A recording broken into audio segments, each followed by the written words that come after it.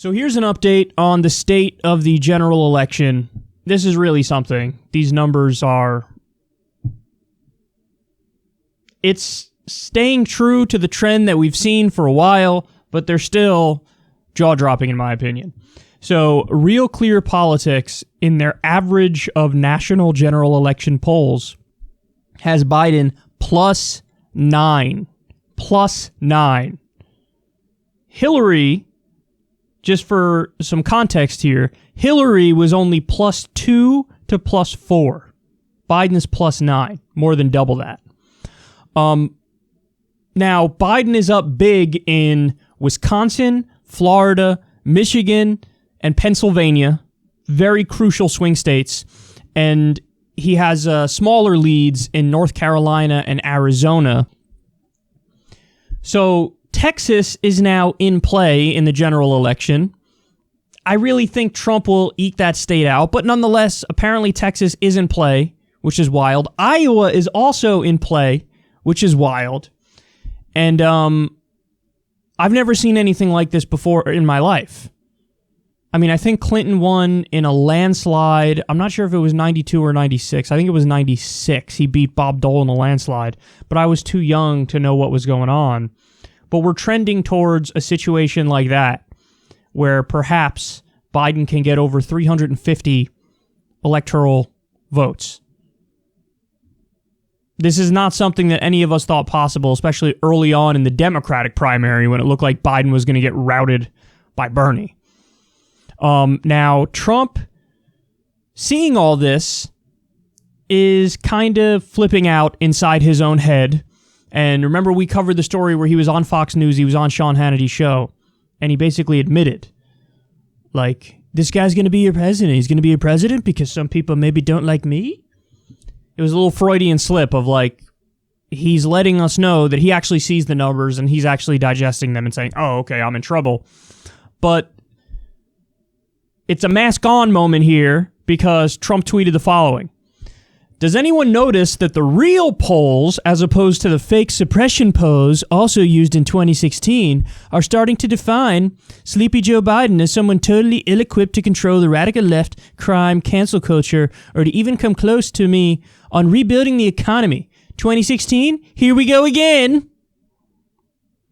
So let me explain to everybody why this is, I think, actually kind of dangerous.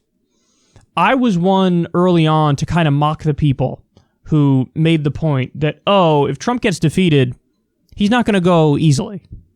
There's going to be some sort of scandal. He's going to try to not go, or at least he's going to make a stink about it as he's leaving. I used to mock those people and say, come on. Half the time he looks like he doesn't even want to be president, so if he loses, he'll probably just be like, all right, I guess I lost. But no, he is setting the table for if/when he does lose, he's ready to blame 1,000 other things and reject the legitimacy of the election. He's been talking about this in regards to mail-in voting. He's been saying, oh my God, mail-in voting is totally fraudulent. It's fake votes. I want to get rid of the mail-in voting.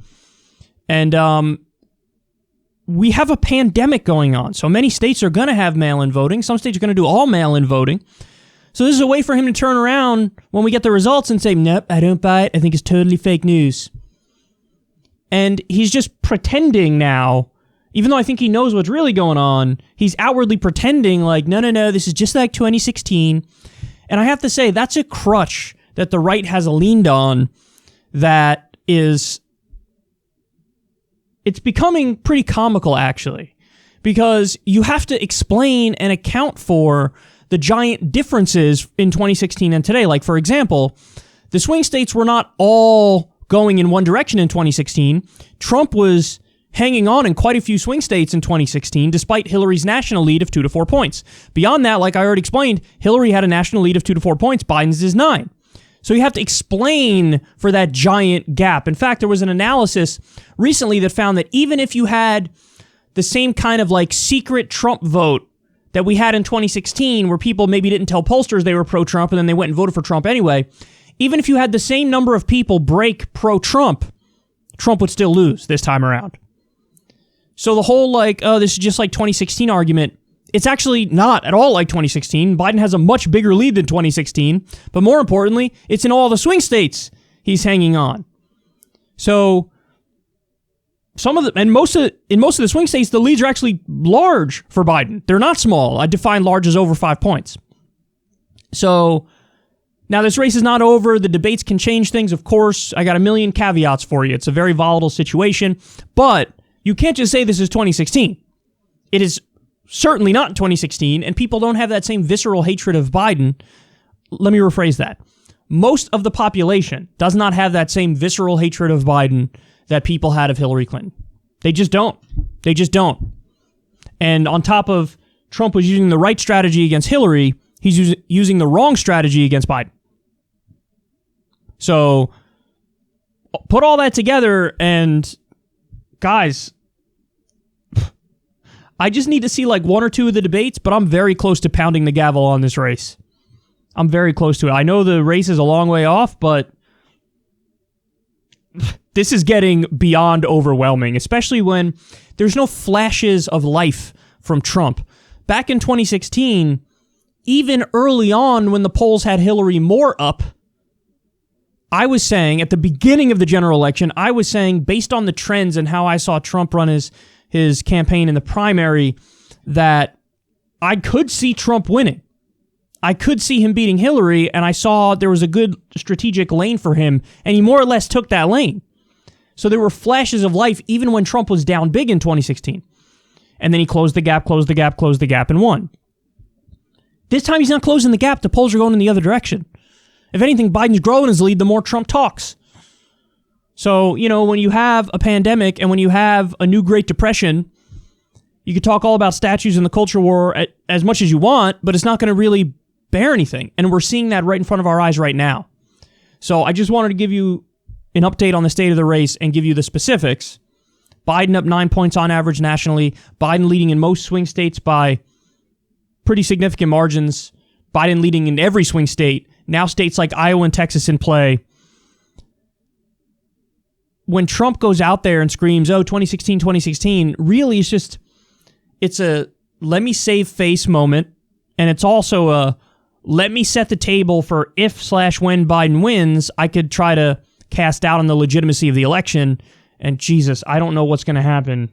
If/when Biden wins, oh my God, he might refuse to leave. Or he might just, make a hell of a lot of noise about how it's illegitimate, but still leave. But it's very dangerous. You're playing with fire in an instant like that. Because then what you're saying is to everybody who's a hardcore Trump supporter, totally deny the legitimacy of the election, and then the peaceful transition of power is totally destroyed. And let's not forget that, there really is a strong contingent of far right-wing anti-government extremists who are willing to do terror attacks. We've seen it previously with sovereign citizens, for example. So if Trump feeds into that, we're in for a devastating, tumultuous couple of years. I mean, we're in for that anyway. We're in for that no matter what. But that'll just add another thing. That'll add fuel to the fire and make it a hell of a lot worse. And it would be the height of irony that you have this, what's basically a moderate Republican president in Joe Biden, being treated like he's some sort of, Stalinist or something, which is just ridiculous.